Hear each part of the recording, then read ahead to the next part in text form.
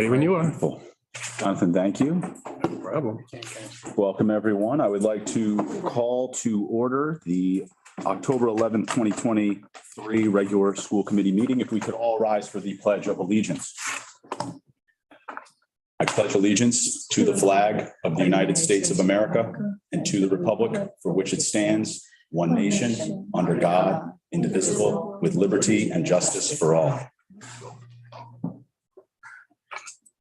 Would ask that everyone now take a moment of reflection and certainly keep those around the world that have been the victims of terror in our hearts.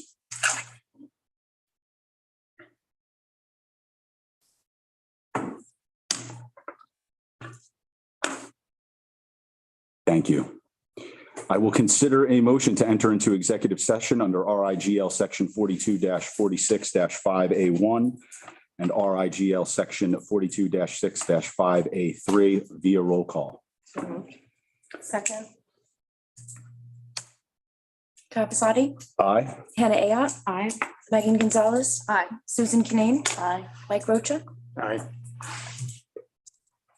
Beautiful. What is your email that has the link? Okay. We'll do this first.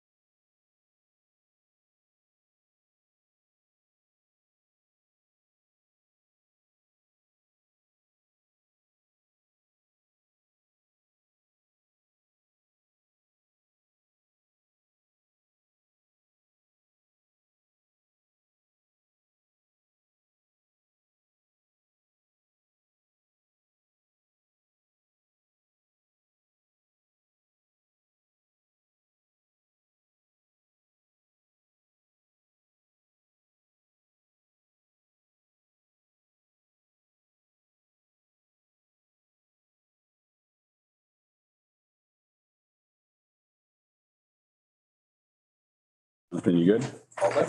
Beautiful. I would like to welcome everyone back from executive session as we reconvene here in open session. Notification, there were no votes taken in executive session, and I will consider a vote to seal minutes of executive session. Second. All in favor of sealing the minutes for executive session? Aye. All opposed? The motion carries. Item 4, consent agenda. If anyone would like something pulled out, I will ask for a motion to approve the consent agenda, items 4.1 through 4.6. So moved. Second.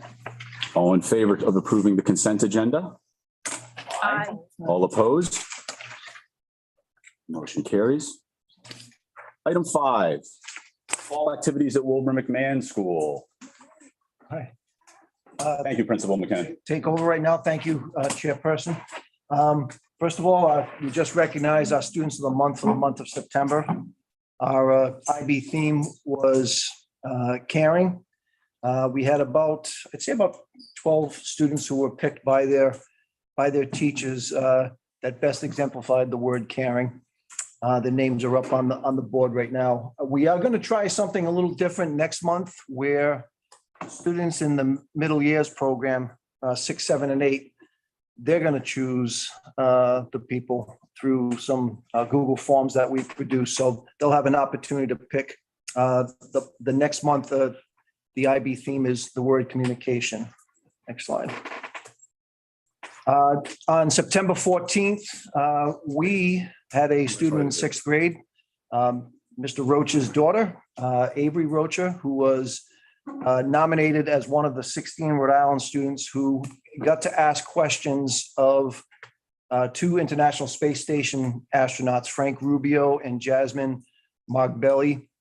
Her question was pre-recorded, but the recording was asked of the astronauts live, and this was done in our gym in front of most of the schools. It was a real neat event to see that happen. Next slide. Athletics have taken off. Boys and girls soccer, co-ed soccer. We're now into, I think, our 5th or 6th game. We have a busy week this week. There are 3 games this week, and I think 1 game the following week.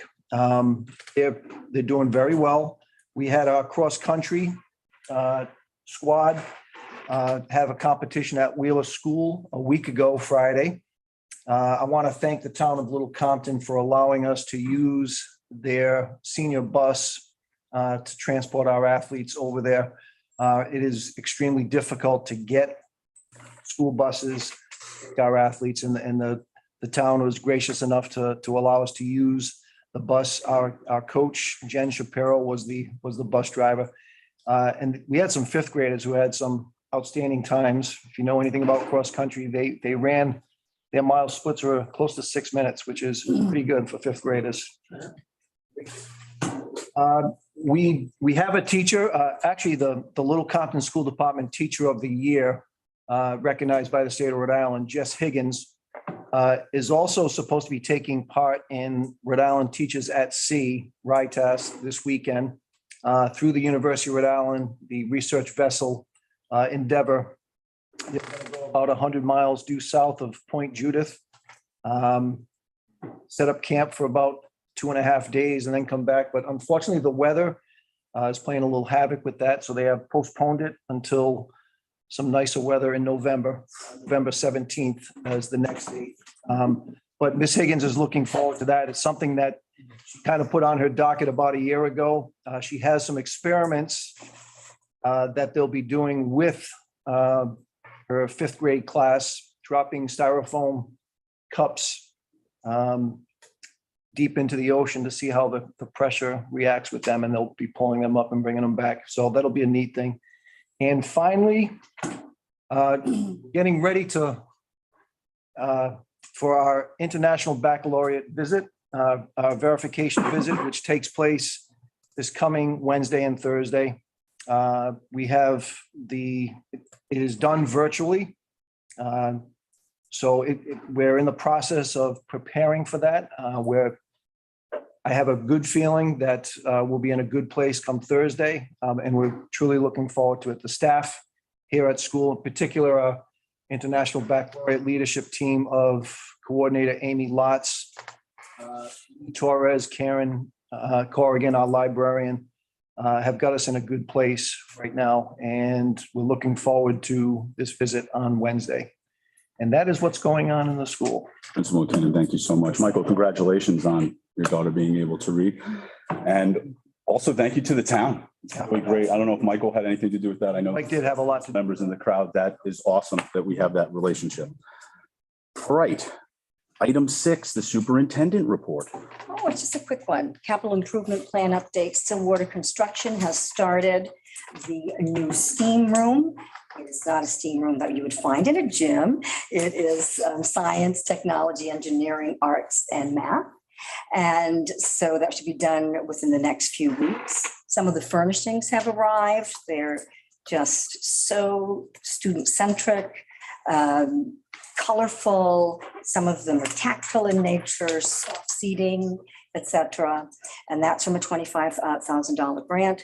We also received word last week that we won a National School Lunch Program Equipment Assistance Grant for the purchase of a new Vulcan commercial range. Our school cafeteria has not had a range since about 2011. And so if you want to make spaghetti, it's going in the oven in a pot of water. We did buy a sonic steamer, sort of a fancy microwave. I got a grant for that about 4 years ago, but it's certainly not enough for us to offer more choice. So we'll be getting a big Vulcan commercial range. So next up is the kitchen renovation. It'll also include a commercial dishwasher. The cafeteria has been without a dishwasher since about 2011 as well. And so that's up next. That is part of our capital improvement plan. The third project that's sort of on board this year, if we can find the the workers and so forth to actuate it, will be a reimagining of the library. Staffing shortages are hitting every single trade. They're hitting every single vendor that we use as well, food services, transportation. So that has taken our capital improvement plan a little bit, farther afield than we would want it to be. The steam room should have been completed this summer, and one thing after another happened there. And I'm anticipating the same with the kitchen renovation. So if we can line up the trades for that, hopefully it'll be completed by spring. So that's where we are now. We're a little bit off course, but we are marching forward with our $4.5 million capital improvement plan over the next several years. Okay, next, safety protocols for the 2023-2024 school year. I speak for Principal McKinnon and every educator and each one of you when I say student staff safety are top of mind always. Is the one thing we lose sleep over. Recently, our emergency response team met last month to review the emergency response plan. And as is the case every year, it has been updated and amended by the team for a November 1st submission to the Department of Education. So we are good to go there. Our infectious disease safety protocols went out in an infographic last month. And so that sort of wraps up this part of tonight's agenda. Our safety protocols are something that we're constantly working on and revising. And we have a fantastic team in terms of emergency response, police chief, fire chief, and other stakeholders from the community and within the district and the school. And that is about it. Thank you, Superintendent. Item 7, Mr. John McNamee, driving down. Drive safe on the way out. Thank you. Thank you, Chair. So just to wrap up the fiscal year 23, the auditors had come in a couple of weeks ago, I guess, finished up most of their field work. They do have to complete their audit and submitted to the town no later than December 31st. The Auditor General has come out with new regulations. If it has to be extended, they have to really apply for an extension, I believe 45 days ahead of time. So as you know, last year we were going out every 2 weeks and didn't get the report issued, I think, until sometime in March. So we're anticipating that'll be much better this year. I think things went pretty well at the audit. As it stands, we'll wrap up last year with showing an excess of revenue over expenses of about 418,000, of which 303,000 has been transferred out of the general fund into the capital reserve fund. That capital reserve fund set up obviously to fund those capital projects that we're looking at that the superintendent has addressed, as well as the solar project that we have, which is ongoing. As far as FY24, we're starting off pretty well. I've got a preliminary estimate for a projection for FY24. On the revenue side, we're looking at about $64,000 increase in revenue over budget. And that's the result of, we had budgeted 9 students at $6,000 per student as annual tuition for $54,000. We actually have enrolled 17 students at $6,000, plus another 5 pre-K students that pay tuition, which is reduced at $2,700 per student. So this is going to yield additional revenue of about $61,500 for the year. So that's good news. We do have in the revenue projection for FY24 another $100,000 that we're anticipating as a distribution from the Newport County Regional Special Education Program. We're hoping that that will come to fruition. We need to get FY23 closed out at the collaborative so that we can kind of get a handle on some of the accumulated surplus that might be coming our way, as well as when they liquidate the assets, we should have additional funds coming our way. It appears at this point in time, when we're not in a liability situation, we should have funds coming our way. But that's going to, I'm leaving that estimate in as the 100,000, which we had in the budget. And as far as the town appropriation and the state aid, those numbers are right on target as far as the revenue goes. On the salary side, looking at the overall expense side, we're going to, what I'll do for the next meeting is adjust the budget to take out, as you know, we had 219,000 that we paid in tuition to the Newport County Regional. We're now going to take that tuition and reallocate that to salaries, fringes, consultants, which you would normally have in a special education department. So I'm going to reclassify that at the next meeting and then kind of give you an amended budget.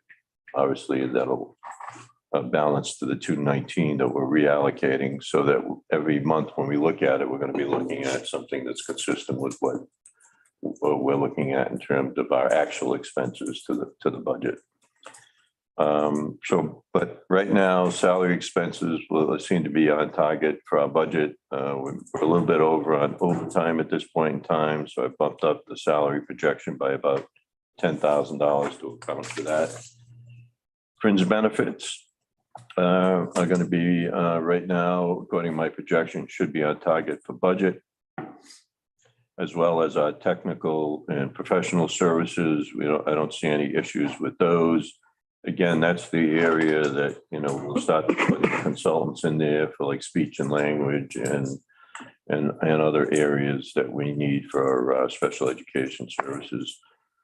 Property services, I think we've got enough of a budget to cover any unexpected unforeseen repairs and maintenance at this point in time. So I think we're good in that area.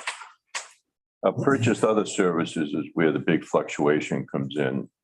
That's the one that has our Portsmouth High School tuition. If you recall, last year we had budgeted, I think we had 8 students less than we had budgeted. So at $13,500 per, we had a nice surplus. This year, we had budgeted 82, and the first quarter bill came in, and we have 82 students. So we're right on target on that budget, 82 students at the $15,000 per student.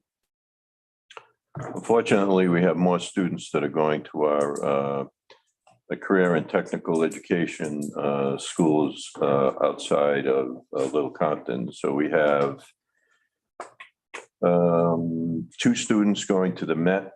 We have 3 full-time students and 2 part-time students going to Newport Career and Technical Center. We have 1 going to Tiverton. That's going to generate a negative impact on the budget by approximately $49,000 of additional tuition expense for those students that are going out of district. So that's going to be a negative that we'll anticipate will be coming to fruition by the end of 24. Materials and supplies, we seem to be on budget for that. I do have the virtual net metering impact on the electricity built into that budget.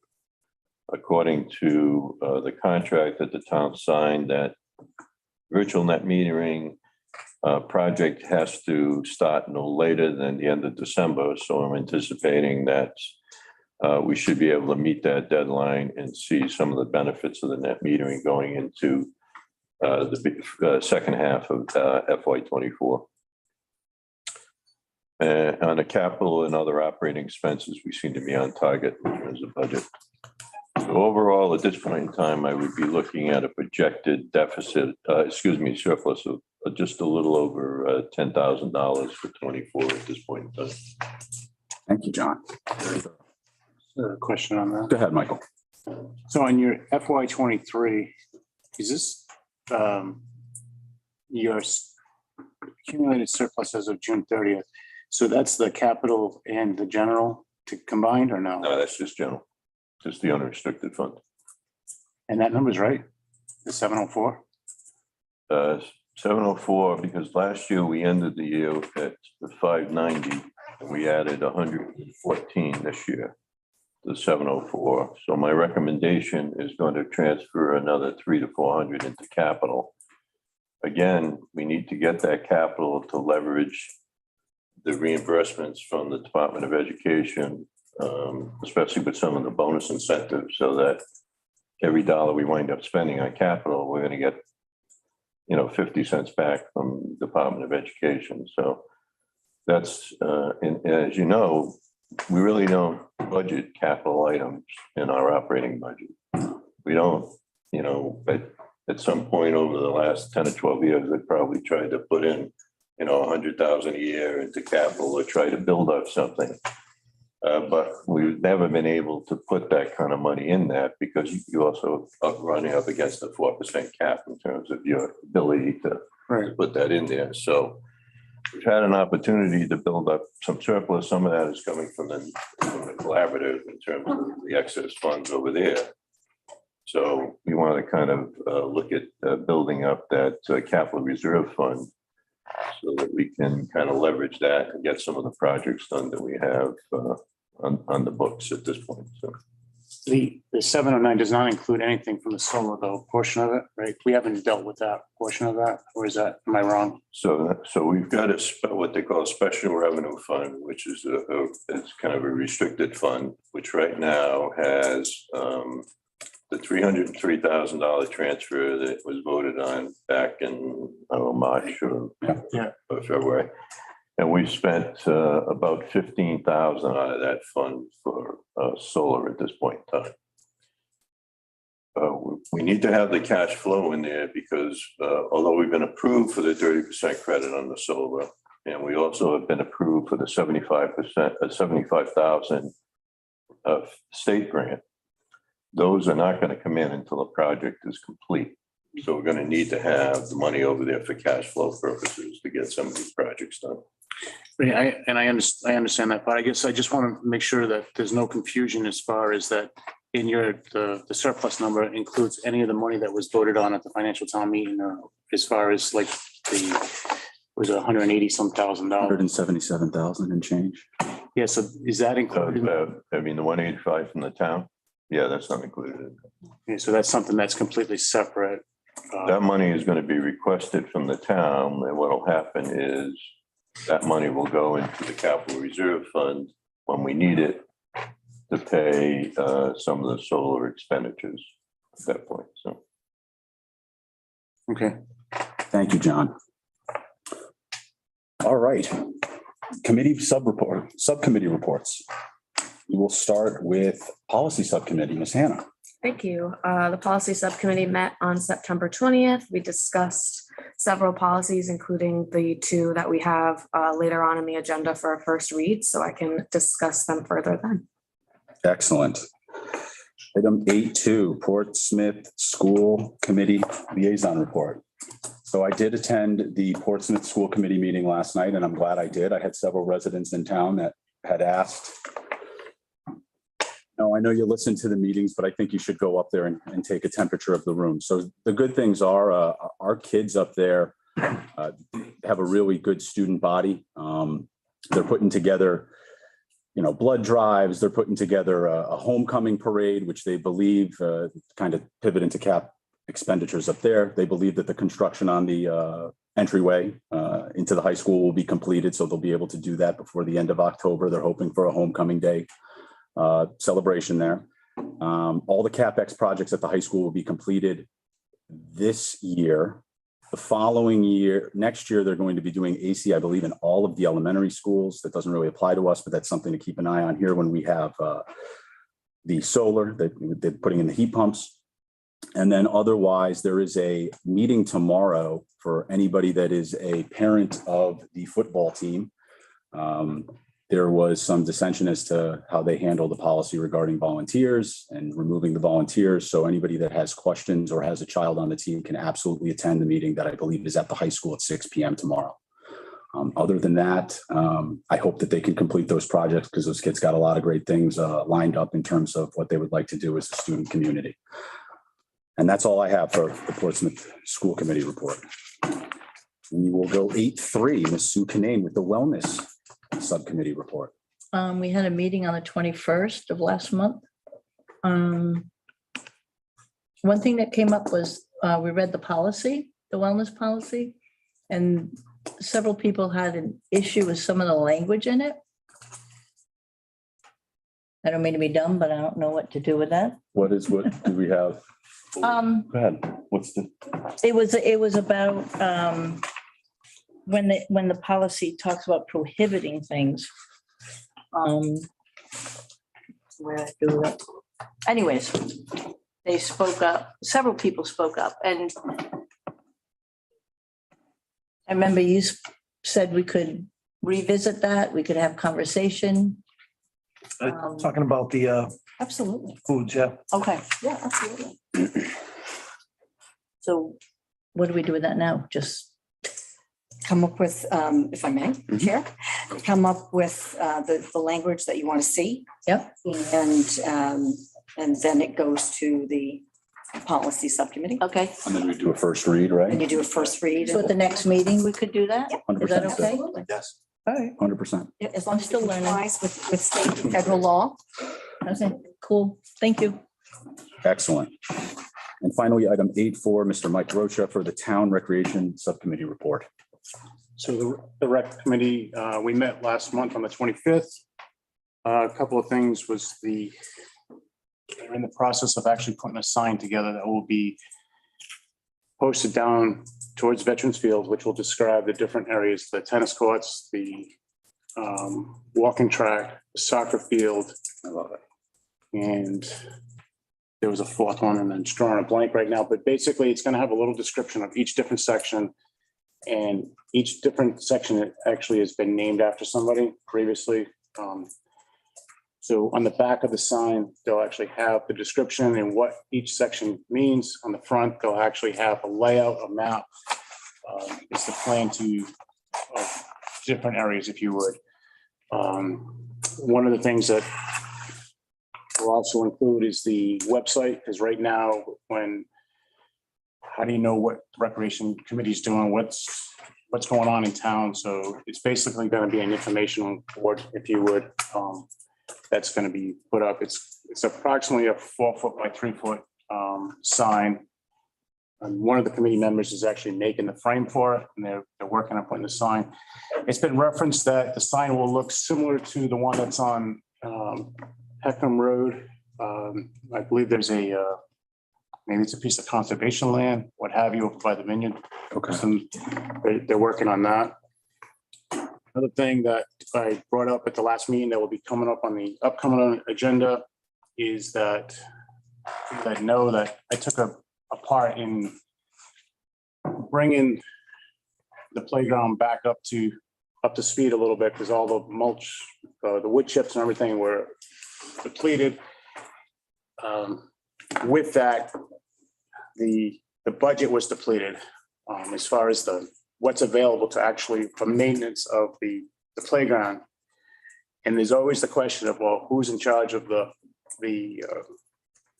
playground area? So I want to bring that to a head as far as who's going to be the contact person for that and how are we going to start to fund this? Because right now, there's no funds to actually buy more chips. And I think it's very important because of the condition that it was in before. So that's something that we'll be discussing at the next meeting. The other thing is, as far as also having the recreation committee brought this up, as far as looking at something that the recreation committee can do for the public, some sort of entertainment going forward. Because as I tell other committees, there's not a lot to do in this town. So I think it's time for us, the recreation committee, to be a little bit more proactive than what we are. But for right now, that's it. Thank you, Michael. I love that idea. Excellent. Item 9.1, beginning of the school year scheduling and data gathering. Yeah, Jack and Jonathan, take Yep, it we're away. gonna take it away. All right. Start with anything. And John, you can certainly jump in at any point in time. There's basically two different things here. There's the data gathering for our student information systems. Historically speaking, it was always a packet that went home, usually on day one with the students, containing how many different items in there? There's close to a dozen forms. Yeah, I think at least a is- dozen forms, latest contact information, so on and so forth. And very frustrating on certainly the main office staff and an administrator just getting all that paperwork back. So the choice was made maybe 2 years ago to go with a When the start of COVID, yeah. at the start of the COVID year. So we're now talking 3 years ago. A computer-based program that was sent out to parents or for them to see on the Little Compton School website, for them to fill out and to get back in. So that's really, I guess the question was, should it have been sent out before? It's always been traditionally day one where the packets are sent home with the students. And we did not put this out until day one. Day one, it was sent out, it was live on the computer, on the website. In terms of scheduling, there's a lot of reasons behind not sending schedules home. To be fair and equitable, we had, first of all, there's only 2 classes, a kindergarten class and a grade 2 class where they're with that particular teacher the entire day. First grade has 1 teacher and the rest of the classes do move. They'll move between the 2 classrooms, between the 2 teachers. Kindergarten did meet the week before so that the parents all knew who their teacher was. And the thing was, we knew that there were going to be some changes to the rosters, in particular in second grade. So if we had sent something out ahead of time, we knew that there could be some changes to that roster. So therefore, we made the decision not to send it out because it's one thing to send, send to parents, send to families, guardians, who their student has, and then have to renege and change it around come day one when the roster's changed. So we decided not to send them out. We only got the changes to the roster, I'll say 3 business days before. So I think the Wednesday or the Thursday before school opened up was when we knew the rosters were going to change for that grade two. Okay. All right. Thank you. Jonathan, data gathering? Yeah, and then like as our principal touched on, the back to school data gathering paperwork process is one of many processes that parents are heavily involved in, that is a lot of work to perform, obviously. And like you were saying, it is typically initiated at a specific time and complete, and we request that it gets completed by a specific time. Now in the past, everything was paper handed back and forth. It traveled with the student. So we didn't have a lot of flexibility. And like you said, kind of mostly because of COVID, we had to rush and digitize a lot of things because we couldn't actually hand those pieces of paper back anymore. So I'm going to talk a little bit about where we're at right now, and I guess where we aim to be going both throughout the rest of this year and for the start of next school year. This is very much just a kind of a high level preview. We've been working very closely with some people to make all this happen, and I'll go into a little bit more detail about that in a bit. But our existing systems, while they work, are very, I want to say outdated, but I'd be insulting the people who make them. But they are very much legacy systems stuck in the past and very hard to upgrade because they carry so much technical debt with them. These are systems that have been around for 30 years, designed 30 years ago, and they're just not designed in a modern way, a very user-friendly way, especially. So I mean, my best example is kind of a quick preview of how we do some of our scheduling. And you can see on the right, there's all these complicated expressions that represent days of the week and period and terms. That is how we schedule by and large nowadays. And it's just not a very user-friendly way to do anything anymore. It's painful. Beyond that, and parents certainly have felt the effects of this as we transition some of these things. There's a lot of different services providing components of all the paperwork processes and the workflows that we all participate in. But very often, because of the way those systems work, I think the back to school year packet is the best example. You have to fill out one per child, and a lot of that information is redundant. And even within the packet, some of those pages have the same information on them.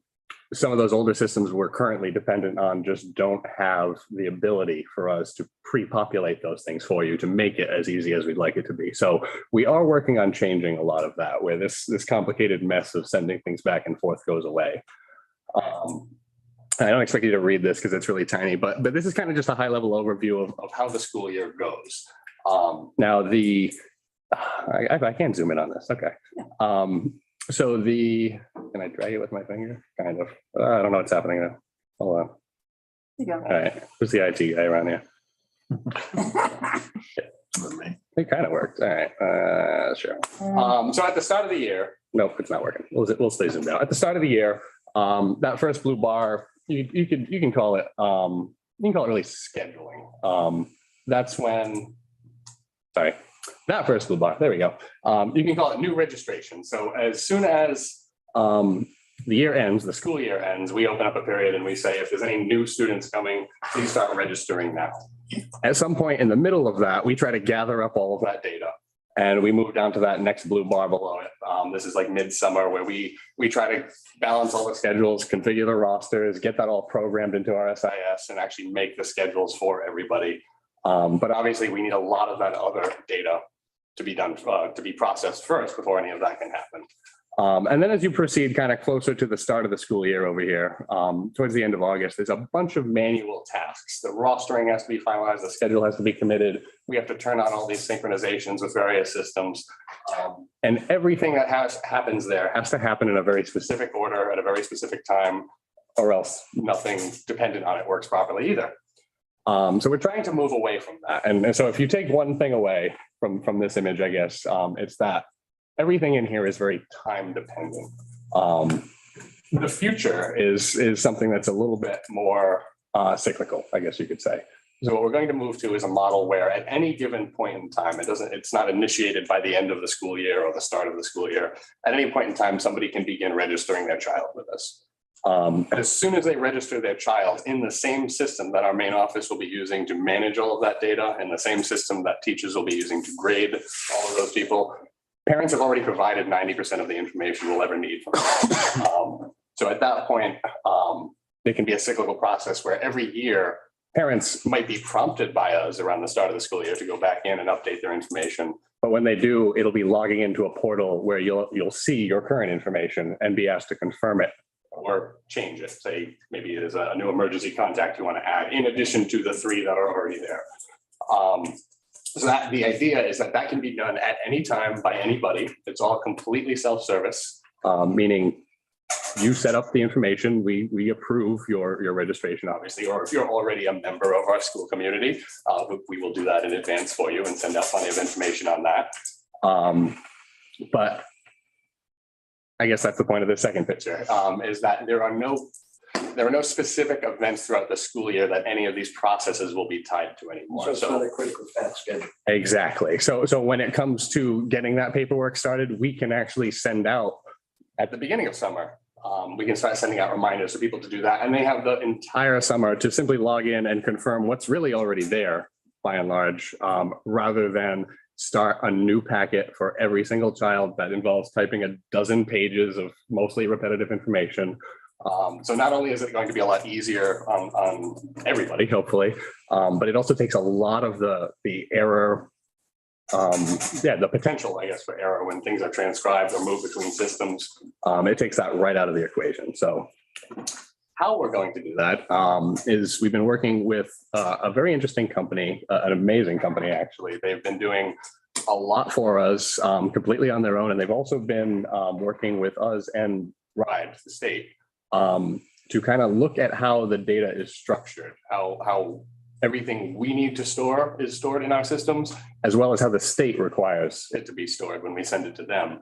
And they build the infrastructure, the back end. They provide a new SIS essentially that is very much tailored to not just a Rhode Island school, but our specific school.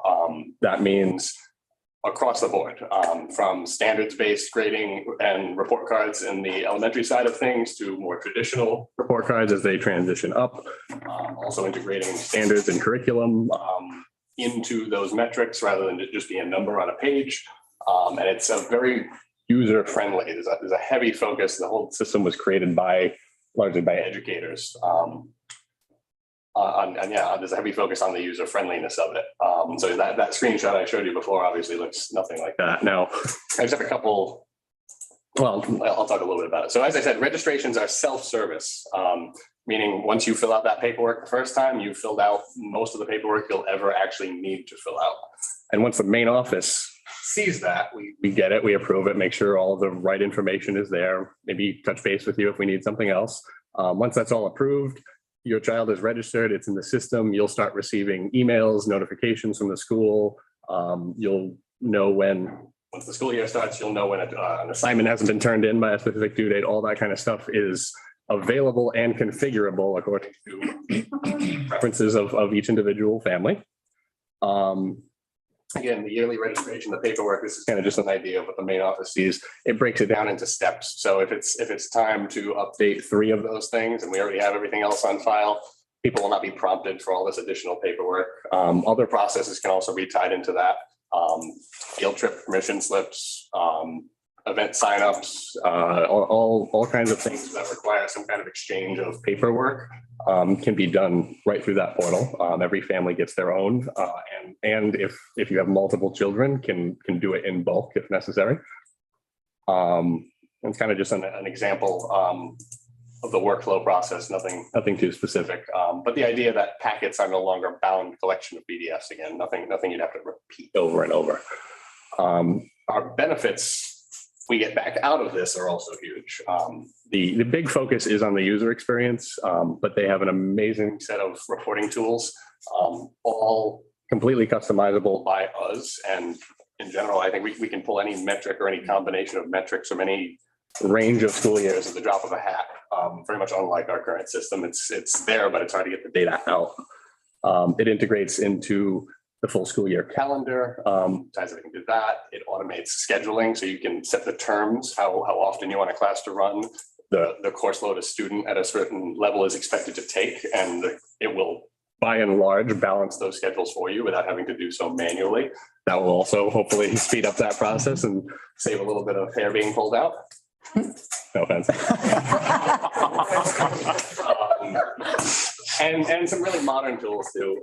It synchronizes fully with Google Classroom. So a lot of our kids, especially the older ones, like tools, modern tools like that, because it syncs to their phone and it automatically puts when their tests are due on their calendars and everything. So now just by managing all of their grade book and assignments in one portal, it's also in all of the other ones without any work by the teacher or the student. It all just happens automatically. It has very, very friendly kind of at a glance user management. So whether it's attendance, to conduct management, anything like that, it's a very simple user interface that any teacher in the building could use to file a form that the school defines when they see an incident in the hallway, a behavior issue, maybe something like that. It has a wonderful family portal that is exactly the same as everything you've seen so far. Obviously, you won't be able to see every student in the building. You'll only see your own. But when it comes to their schedule, upcoming assignments, due dates, things that were missed, their grades, there's a module built into it to talk directly back and forth with their teachers or groups of teachers.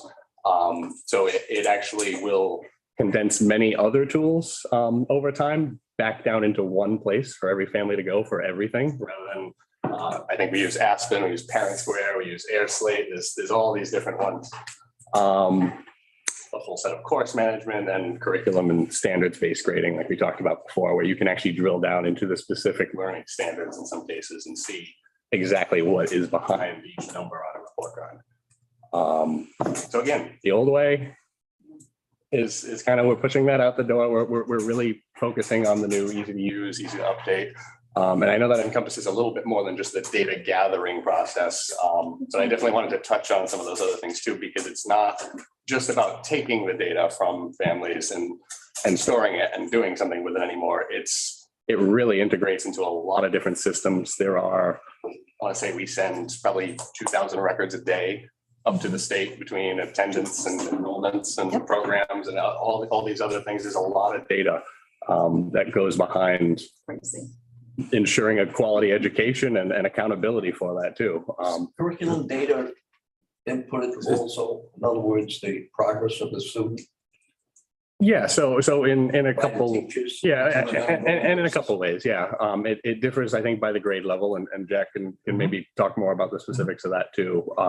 But especially in the new system, it gives the ability to really differentiate, not only by the grade level, by the subject, by the specific learning standard within that subject, like different components of science and math, but you can even, if necessary, differentiate it by the student as well. So a student that might have an accommodation for something will actually reflect on their report card, and it'll be noted where that makes an impact. So it has a lot of power to give much more visibility into what's going on to make up those lines on a report card than just a one-page report card. Excellent. Thank you so much, John. That's big. That answers your question about the integrating. What do you got a question for? Yeah, so what's the schedule for the rollout of all of this?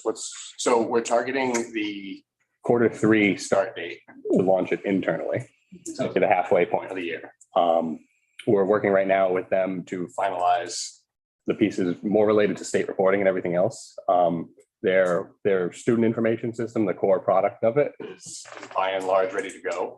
And then there's a lot of other components that sort of reach into that and pull out the appropriate data, format it the way the state wants to account for all the different, I think there's probably close to 20 automated state reports that get sent nightly up there now.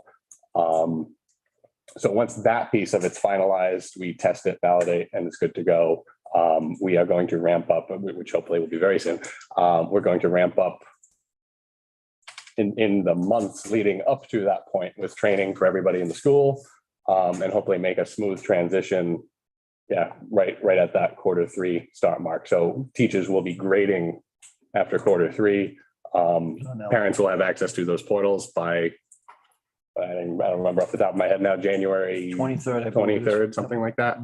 And then for any new registrations and anything like that, we're expecting very shortly thereafter, within a couple of weeks, that would be ready to start registering students self-service for the following school year and beyond.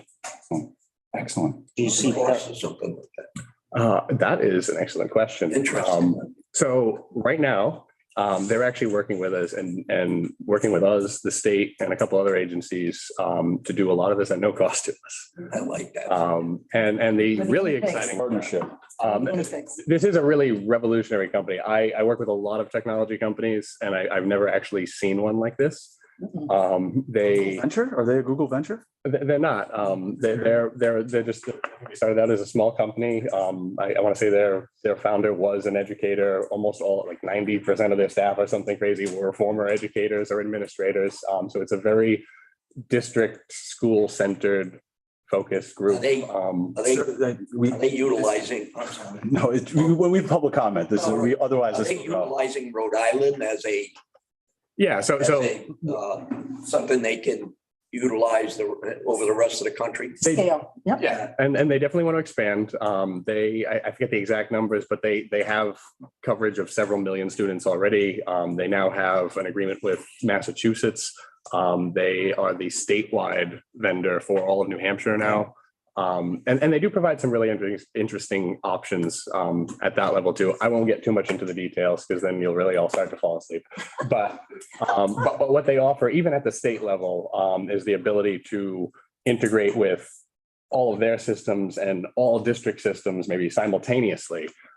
They can turn on the ability to interface with everybody in different ways, gather all the data into one place, and really analyze it in more depth, and provide connections to other tools that can do other things with it in ways that just no other vendor really has at the moment. So I think they definitely are interested in expanding into Rhode Island, and we're interested in helping them because it will bring a lot of just great things for us and maybe for every district if it actually takes off at that level. I know you January 23rd. Could we have like a tutorial in-house prior to that, like at a school committee meeting? I think we could definitely arrange Just to kind of show us. And my other question would be is once Alma is implemented, do the others go away? Or are we going to be juggling 3 systems with some folks having their toe? No, the others do go away. Some go away immediately, like our core SIS Aspen and some of the tools that it uses. Those go away immediately. We have no use for them anymore. Things like Parent Square will probably do a phase out of. Alma has all that capability, but we're not going to ask everybody in the building to switch everything they do all at once. I think learning a new grade book and everything else, as easy as it is, it's still a big ask. So maybe we look at just Alma for this year, Parent Square, and a few other tools for next year. We transition over into that, and I'm pretty confident we could do that in the span of 2 or 3 years. But it's a transition for a lot of people for sure, just to learn the new system. So we don't want to throw it all, pile it all on at the same time. There. Okay. Ladies. Thank you. No. All right. The moment we've all been waiting for. Public input, agenda items and topics for future agendas. Is there any public input tonight? Please. State your name, address. 16K Mulligan Road. Beautiful. I have a question about what you were just showing. Do the children still get a physical report card? The children can still get a physical report. No, do they with the Oh, program? Currently, or you mean after the switch? Right. After? Once this is implemented. Yeah, definitely. I think they would be available both ways as we've, The one thing I didn't like about Aspen, because it was really, I don't know how many years ago already, but I didn't like that the focus became more and more on the parents keeping track of things. I think it was taking responsibility away from children. And I also used to really like the hard copy, the hard pages of the, I don't know, what do you call it? Kind of like cardstock report cards rather than the flimsy paper. Those were just my own opinions, and I just want to pass that along. They were tough at that. Well, and you got to say. I was just about to say. The paper just wasn't the same. Paper was easy. My second question is to the policy subcommittee, but there really wasn't like a detailed report, so I don't know if You can ask your question and we can have it appear on a future agenda for discussion. Absolutely, Maureen. Well, I mean, I'd like it answered tonight. The meeting on the 20th reference 2.1, gender neutral language policy. Is that a policy already in place in school? Because I don't see it anywhere.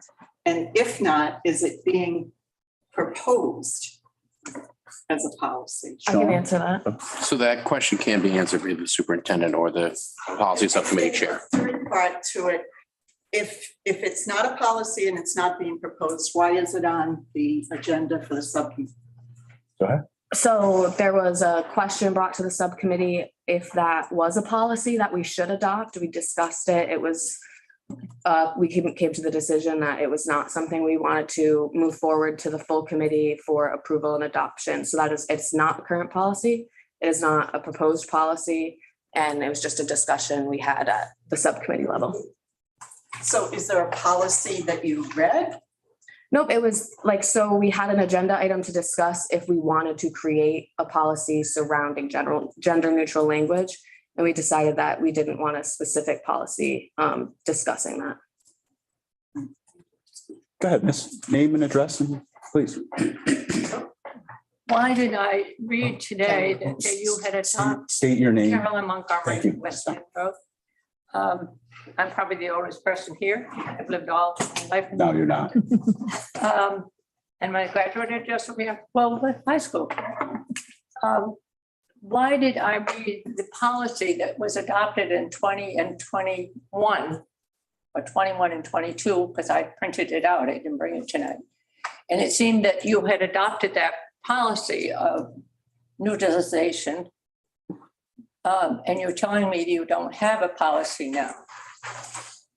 I believe you're referencing our gender non-discrimination policy, which is a policy that just states that we do not allow discrimination based on student or staff member gender. I'm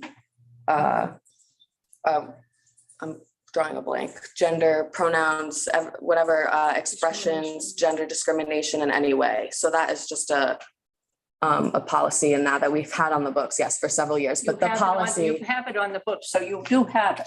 the policy that Ms. Rigo was referencing was a discussion about a new policy that would potentially impact the kind of language that we would want everyone in the school to use. And that is something we do not have and are not proposing.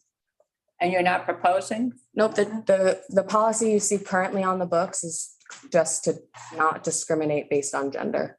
All right, then I had written something based on what I read that you had a policy and decided not to change it. Now, why you're telling me you do not have a policy? We have a gender non-discrimination policy that protects people in their gender expression and prohibits discrimination against people based on that. That is what I believe you are referencing. That's policy we do have. The gender neutral language policy, I believe it was called on the policy subcommittee on gender neutral language policy, that was on the policy subcommittee agenda for last month to bring up the idea if we wanted a more specific policy surrounding gender neutral language. At that meeting, we decided we do not want that policy. The only one that currently is on our books is a non-discrimination policy protecting students and staff members from discrimination. Well, as I say, I've lived here a long time, and when I saw this proposal, I thought that it looks like to me that you're presenting confusion to students in kindergarten through grade 8. And I recall my children's first words were mama and dada. And when you started to talk about other language, I thought that this was an unfamiliar term to these young children. And it would mean that they would have to start learning something different. So I may be wrong in that assumption, and I stand corrected. But I feel that some of it, that you're taking over the responsibilities of the parents by teaching them what they want them to teach them until they grow and come to school. So this is a different type of thing now when you're saying that you're not going to be talking to them about gender neutralization. I assume the teachers are not going to be talking about that. But I think I always thought the school was here to teach the sciences, English, reading, and that's totally correct. And that is not the policy. Again, it's just to protect those individuals against discrimination if they were to face that in the building. It is not a policy that instructs anyone to teach anything about anything other than science, math, social studies, and those subjects. Well, I hope that teachers don't say to a young child, what do you feel about yourself? And that opens up many, many questions when they start to think, am I different from somebody else? Well, we do. So that was my concern. We do promote a safe space for our students in this school. So we hope students can come to their teachers and talk about their feelings. But again, the policy is not written to promote any instruction of any issue you're bringing to us. My last thing is, and I want to point out, in the early 1930s, there was this man in Germany, his name was Hitler, and he was going to make the German people the greatest people on earth, all of humanity. You may have read it in history books or something. And he started by getting into the scoutings, the little societies, the kids' schools, promoting this kind of thing, that they were going to be great. Well, we all know what happened. Thousands of Jewish people were killed, and he committed suicide because he didn't get what he thought he was going to. But my fear is this, that we need to be very careful what we put into our kids' minds. And they're devious. The world today is very devious of how they can get into, say scouting and all those nice little 4-H's and those things. But the only thing I want to do is I'm going to ask one of you to read this. My sister couldn't be here tonight and she wrote this. Okay. You can read it. You can absolutely read it for her, or we can submit it for the record. Pardon me? I would be more comfortable if you read your sister's words. I will read it. I don't want to take. Please, no, feel free. And we can absolutely submit it for the record as well, Ms. Montgomery. This is from Mrs. Passmore, Barbara Passmore, and she's in Little Compton, West Main Road. Being unable to attend this meeting, I ask you to accept this letter reflecting my opinion. Gender neutral language is of great concern to me, our community, and our world. Our children are so innocent and pure. I ask you, do not confuse them on what they are. There are only 2 genders in the world. God created male and female in the human, animal, and the avian world. Humans have chosen to be otherwise. That is it is their choice. Please let little boys and little girls be just that, and to respect their mothers and fathers. May God lead you to make the right decision. Thank you. Of course, she was unaware of that. You hadn't made anything further than what you already had on the books. And if you want a copy, I will give it to you, but You are, that's. I mean, we have it for the record. It's on video, but if you want to submit a copy for the record, we could absolutely do so. Just state your name and address. Thank you, Mrs. Sal Marinosi on Oliver Lane, Little Compton. You made a statement that, I don't know your name, I'm sorry. Hannah Ayotte. Thank you. That children come to you once in a while if there is a little confusion or something, you just. I did not make a statement Oh, that you children just come said- to me. That- Nope, I Me- said we encourage students to be forthcoming with their Yeah. feelings and create an open and And safe if there's a community. problem, they'll come to you. You So say, they'll come to the teacher. teachers. come to the teacher. We're not in the Oh, school. I'm sorry. None of us are in the No, school. no. To the teacher. I hope the teacher shares that with the Of parent. course, of course. Okay, that's a concern. Yes, we are, and I think you'll see this in all of our our messaging on our website. We're very open and transparent with communication. Mr. Gabriel just shared all of our technology, Yeah, what's coming up in the works with that, so that we can be more open and have those open lines of communication. Because of course, if a issue is brought to a teacher's attention that needs to be brought to a parent's attention, of course, that is someone we need to, Thank you and for of that. course, yes. Thank you, Sal. Any other comments? Please state your name, address, and make your comment. Oliver Lane with Compton. So the policy on the restroom, locker rooms and changing facilities, that has not been adopted? Is that correct? Go ahead. They have one on, but they're not going to change it. So it's not changed. So if there's a transgender child, a boy who wants to use a girl's locker room, is that going to be permitted? Whatever policy is currently listed on the books is what we have, yes. So if that is what you're reading on the gender non-discrimination policy, then that is correct. I wasn't sure if this was- I'm not sure if I can pull it up right now. So I'm totally opposed to that. You know, girls are very modest at that age. They do not want to have a boy come into the locker room. And if that's the case, I think that the majority rules, the boy should go to the nurse's office or another changing facility, but not be allowed into the girls' locker room or girls' bathroom and vice versa. I'm going to look into that more to have a more detailed response to your question.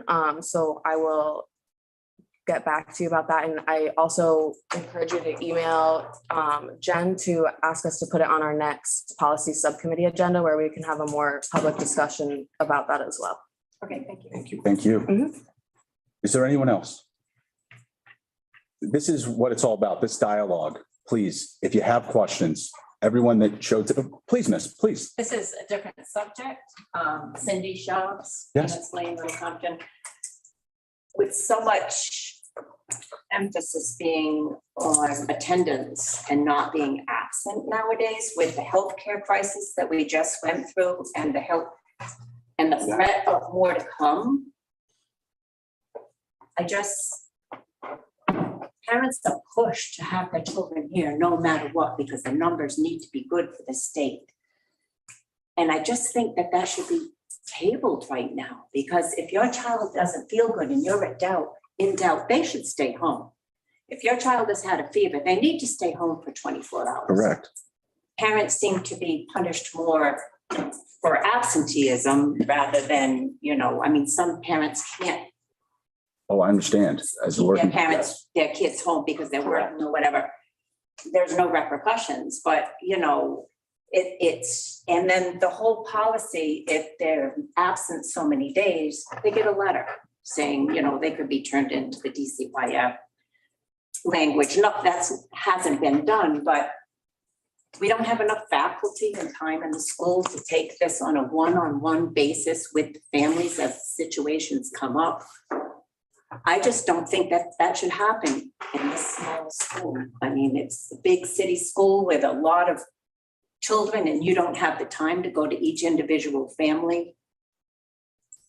I don't know. I just think that there should be a little bit of leniency as far as that goes. If your child, to be afraid that you're going to get in trouble if you're keeping your child home because they're not feeling well. I don't think that should be. Because of the health care crisis that we've just gone through, that's how it all gets spread. And then they all end up having to wear face masks and Yes. common sense. We need a little bit of common sense. We're trying so hard to keep all the numbers good and keep the state happy. So what's the end result in that? I just think that parents are losing their rights. I know if my children didn't feel good, they stayed home, and they stayed home for 24 hours to 48 hours after having a fever. Make sure that they're well. Not only are they going to spread things to other children, but their immune system is compromised and they're going to pick up whatever's going around. So is there anything that can be done to take it right now? to table that push. I know academically, especially when the children are doing okay academically. And if they're not, then. That's fair points. These are fair points. Most parents will do whatever they can at Yes. home also. Also reattendance.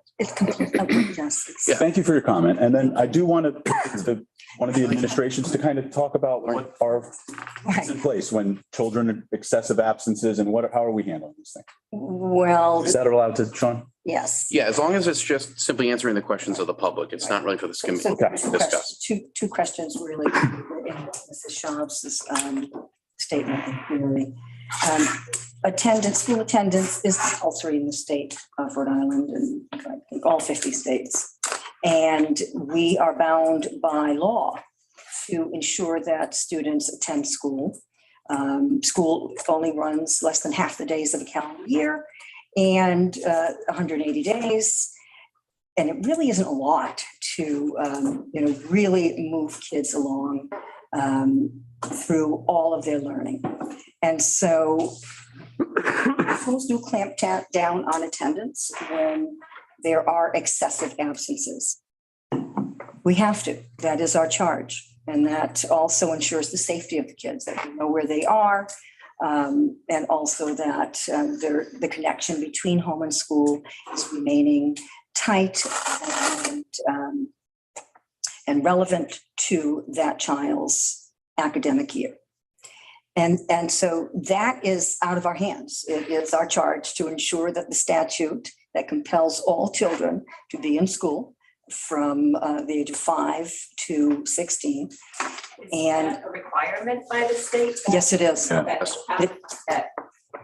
it's not, we Have to. it's law that, Absolutely. it's law that you send the letter that That there's, it will be reported to the DCYF or could be if there's too much absentee. but there's a I tiered, wouldn't send my kids Yeah, to it's the- school. that there's a tiered approach. Yeah, Mrs. As a Schaub. parent, I see, so if my child's sick a lot, like, I just think that's foolish with the healthcare crisis going on. Well, and I'll get to the healthcare crisis. So our policy here is if your child is sick, especially with some of the infectious diseases that have been around for the past few years, COVID and now RSV, not everyone, will, succumb to, definitely sort of reactions to some of these viruses. And there is some, community immunity now that we've all had it. But these viruses are still quite deadly to many people. And so we encourage, and the infographic that I referred to earlier in my safety report did say, parents, please keep your children home. Staff, stay home if you have the sniffles or coughing or sore throat. And if you are positive for some of the worst infectious diseases, then, follow the CDC and RIDO guidelines, which we do follow here. And that is, if you return after being positive during days 6 through days 10, please wear a well-fitting mask because you could still shed that infectious disease. So answer one, the state does compel your children to come to school. And so we're compelled to ensure that. So would the Wilbur School be in trouble? No, the school itself does not get in trouble. No. It's a case-to-case scenario. Case by case. And we're in seasons of flu and RSV and strep and everything else, our nurse is very clear. Keep your kids home, staff, stay home. So you brought up some very good points. And our student attendance is pretty good, I think. Our excessive absenteeism is in the teens. We're bringing that down to single digits, we feel, by the end of the year. But what you were talking about, the tiered approach, when there are maybe 5 absences, there's a letter home or a notation or a message. When there's 10, when there's 18, you're getting to 10% of the school year. So that can be eaten up pretty fast. You're right, during high infection rate periods, but we are bound, and it is our duty to ensure that all kids who are enrolled and registered in our district do attend school when healthy. And in that same thing of absenteeism, if there's been a long time planned family vacation or something comes up where the children can't go, they get in trouble, but also I've seen it happen where they're not even allowed to give them homework for this period that they know they're going to be gone. Why? If you're worried about the children's education and something comes up family-wise, a family wedding or something where they're going away for a few days, why wouldn't they be able to be given homework? It's case by case in every school, case by case. In every school. Well, I'm talking about little school. I'm not talking about Parents any are school. encouraged to plan their vacations on non-instructional days, which are only they're less than half the days in a calendar year. And so we have to offer encouragement always and discouragement to do otherwise. Yeah, well, not at the expense of education, if they're not given homework. I just don't understand. If you're worried about their education, but they know they're going to be gone, then. They are entitled to make up the work when they come. back. Absolutely. I know, They're not punished for. Not at all. That they're entitled to make it up when they come back. Right, but why not let them have the chance to do it while they're, Mhm. I just don't understand that. Mhm. Point taken. It's difficult now with so much online and so much instruction. Just using multiple modalities in a classroom as opposed to one sage on the stage teaching the child and handing things out. There are multiple modalities now employed in our classrooms. iPads and Chromebooks and Promethean boards and all sorts of things, as well as hard copy resources. It's a little bit more difficult now to replicate that missed learning in real time, but makeups absolutely are pretty much baked in. Perfect. Thank you, Lori. Thank you for all your questions. Yeah. And certainly your comments and agenda items. And as Hannah shared, if you do have a question, whether it be for the committee itself, the school committee, or any of the subcommittees we spoke about tonight, wellness, policy, liaison to Portsmouth, and then the recreation committee, please forward those requests into Jennifer Sylvia. We'll make sure that we get it on the agenda and that we're talking about it. This open dialogue is how things improve. And certainly we can take points that were made tonight and improve upon them. So thank you all for coming tonight and certainly contributing to the meeting. Thank you. Thank you so much. Listening, of course. All right, we're on to action items.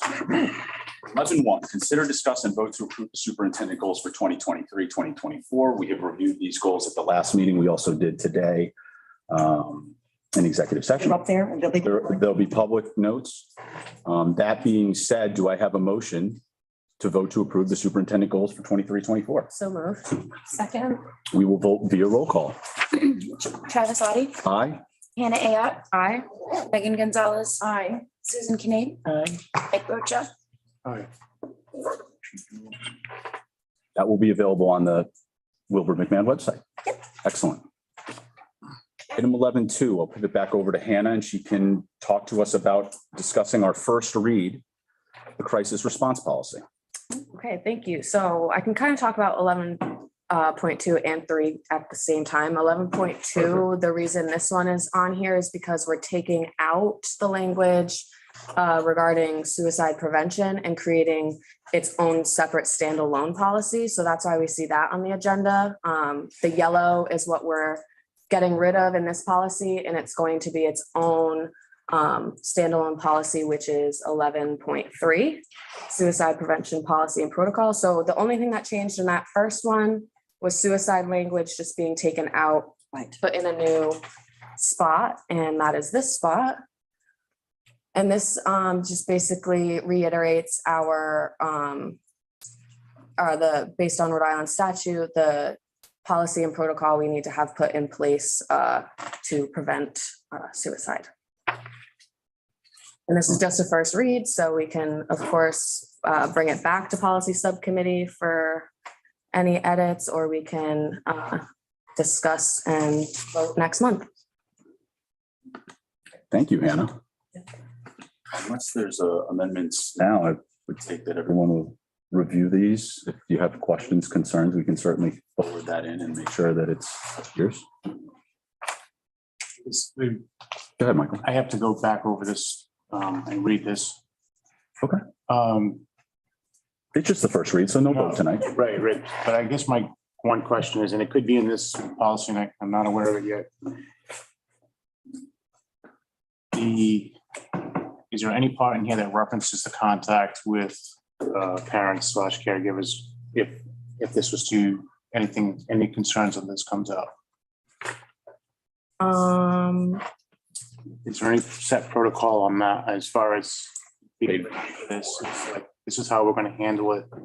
If there's any notation. I believe there is, and we're just trying to find that. It's always front and Yeah, and there's a language throughout too about referrals, and if at any point like a parent thinks that they need school support and school department support, a parent could make the referral, a teacher could make the referral, a peer, a clinician, so it does fold in the parents as well. It's just more of like, I would say, community-wide kind of policy and prevention technique as opposed to just the school. if I may, parents are front and center Mhm. in the policy. As they should be. And it is state law that we have a standalone policy. Excellent. Oh, Hi, go ahead, Mr. Yeah. Lindsay Pinio, Yes. Long Highway. As I'm looking at the clinician must inform the parents or guardians if a student threatens suicide, and in the opinion of the clinician, the student is assessed to be at risk. The clinician may suggest immediate referral to the family physician or mental health agency. I think in the past, in my professional work, that it's not a may suggest, it's must suggest. I think that's crucial because in the event that it's a suicide admission of intent, then it's crucial that be evaluated by a higher level clinician 100%. immediately. Dead on. You're right. Immediately. Yeah. Student does not leave the school without a firm plan in place that is connected and confirmed by the clinical support system that is going to evaluate that further. It's essential. That is the way, at least in my profession, that was always done. You've stated it beautifully. Yeah, I think that's crucial. And I think that Lori heard it and Hannah heard it. We're gonna, that may needs to be a must. I think you put yourselves at tremendous risk if you say nay. Absolutely. And if I may, that is a policy. And attached to that policy will be 3 different protocols: a critical incident checklist, a confidential suicide rating scale, and a confidential suicide risk screen. And that's where the specificity that you've referenced comes into play. And I've yet to see an instance where the exact scenario that you have outlined for us didn't occur. May I say just one more thing to that? I think that's not sufficient. I think that's confusing to a clinician who's working in a school because it's the first line that is most important. If it is clear that a student has acknowledged that they have suicidal intent, never mind all the other protocols and all the other assessments that go with it, the parent is contacted right away. And the parent is required to get a higher level clinical evaluation immediately because no one can second guess what is going on in another person's mind and how valid that expression of intent is. And I think that to have several other things underneath it leaves room for a lot of gray water and much confusion. So I would like to strongly suggest that it's just right on, must. Don't muddy the waters. You don't want to be the person who missed a student who said that they were thinking of killing themselves. And then well, I did the suicide assessment and it was a little iffy. Who says the suicide assessment was correct? That means that you're going through that with the student, you're making the student make a second guess. Well, maybe this person doesn't think it's that serious, so maybe I'll minimize what's going on. It's very crucial that we go with immediate expression of intent. I feel very strongly about that as a clinician. You've articulated it beautifully. Thank you for chiming in, Mrs. Penny. I really appreciate that. Get rid of that other stuff because it's too confusing and it's going to make a problem for all of you. Correct. Thank you. Thank you. Thank you. Bring that to the subcommittee and we will invite our clinician, Mary Elizabeth Miller. Yes. Yep, perfect. And I just have one question about policy. I appreciate that you publish what's going on in all of your subcommittees. That's very important for transparency. I would like to know when those proposals or considerations are going to be added to an agenda. So that if any of us who review this regularly can look at what's being considered, we'll know then when to come to add their opinion or hear the concerns that go on as an agenda item. I think that's crucial. I believe our subcommittees are sent out and notified in the same way that these regular meetings are. So I see just be that. watchful for our policy subcommittee meetings, and I do. if you can't attend in person, please send an email to Jen and she will forward it to the subcommittee, and we'll make sure that it is read and put on the record as well. I'm sorry, I wasn't clear. What I meant was, yes, that's easy to follow. I'll do a nice job of that. I would like to know, when is it going to be put forth for discussion on the agenda of a formal school committee meeting? That's At those policy subcommittee meetings, we Yeah. discuss and say if it's ready to be put forward to the full committee, we discuss that between the subcommittee and we make that decision. and you set the date. And then the date is already preset for these full committee meetings. And so we tell Jen that we'd like, for example, this suicide prevention policy, reads, we yeah. said, please put it on the agenda for next month's full committee meeting. And then, so the public gets the notification about that when the agenda goes out. Mhm. Correct. So like Hannah's saying, you can get a ton of info from the subcommittees, but the final vote Right. happens here. That's It will what I wanna appear, know about. and it will appear on our agenda Yeah. if there is going to be a discussion or a vote. Absolutely. And that's why, like, going back to the previous question about the gender neutral language, it wasn't something that we felt needed to be put forth for the whole district, for the school. So we didn't bring it to this full committee meeting because it's done. We're not discussing that moving forward. Thank you. Yep. Awesome. Thank you, Hannah. Thank you. All right. Item 4, consider, discuss, and vote to approve the transfer of the $300,000 to the school's unrestricted general operating fund to the capital reserve fund to fund approved projects, including the 5-year CapEx. Agenda item. Do I have a motion? I have a second. Second. Excellent. We will vote via roll call. Travis Audi, Aye. Hannah Ayotte, Aye. Megan Gonzalez. Aye. Susan Kinane. Mike Rocha. All right. Was there any And finally, 11.5. Are there any committee? Go ahead. Do you want to let John speak to that? Some discussion. at this point, I guess you can chime in. You did do a synopsis in your finance report. Did, but I read, I'm sorry. I made I won't admit this often, but I did make a mistake. Oh, Go ahead. oh, that's it. You're gonna live with it now. I put on the agenda item, when I gave it to the superintendent and Jen, I had put 300,000. On my analysis, I have 400,000 because I think we have the ability to transfer that and then leave enough surplus in there to cover us going forward at somewhere between 3 or 4%. Is the 400,000 under the threshold of the 4%? Well, no, the 400,000 will have the ability to take out of our general unrestricted fund balance and leave us with sufficient fund balance to cover any items that may come up.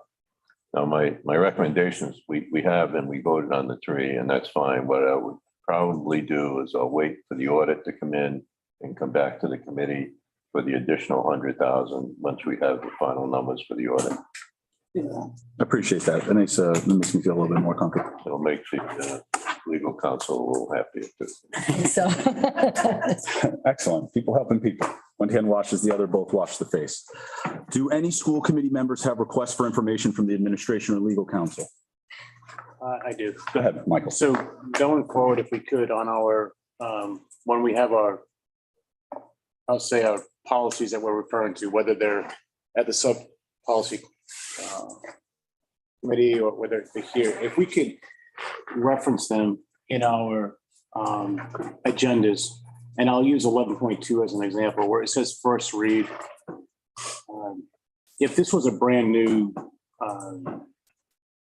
policy, I would say first read / proposed, so that not everybody understands what a first read is and a second read if they're not here all the time, if they're not doing this position all the time. So to be transparent, so everybody understands that. So either it's a proposed one, or if it's not a proposed one and we're just reviewing an existing policy, put down what the policy number is. So if there's a policy 1000, just put down policy 1000 so that everybody knows what it is beforehand. Again, so that it cuts out the confusion. Do you not have the documents attached? I'm not talking about me. I'm just talking about like on our agendas in general. I have them right here, yeah. They are public comment. So we discussed today are publicly available through board docs for the public to read and go through. But in the future, I think we could put something like consider, discuss, and vote to approve the proposed policy, and just to make that a little clearer. It does. Yeah, I don't That's fine. think that is hard to do. Proposed. Yeah, I mean, I'm not talking about. But it would have to be, Could we even, I mean, they'll have to put. it says consider, Yes, we discuss and vote. Mhm. Can we just put discuss rather than consider, discuss and vote? Because if you know you're coming in to We just could. discuss I first don't read. I think we could take the vote out of it as well. Yeah, We never vote on the first read. We never correct. vote. Never, Okay. never. Yeah, so John. just to clarify, certainly all the suggestions that were made tonight can be implemented, no problem with the future agendas. So there's clarity for the public. In terms of whether or not there's a vote on the first read, according to your bylaws, there's a first read, then a second read where you approve. The only exception to that is in case of emergencies where you need to adopt something right away. Okay. All right. Any other questions for or any other requests from the council? From the administration and general counsel, town council. All right, in that case, item 12.1, I will consider to adjourn. Do I have a second? And we will vote via roll call. Sorry, Aye. Hannah A.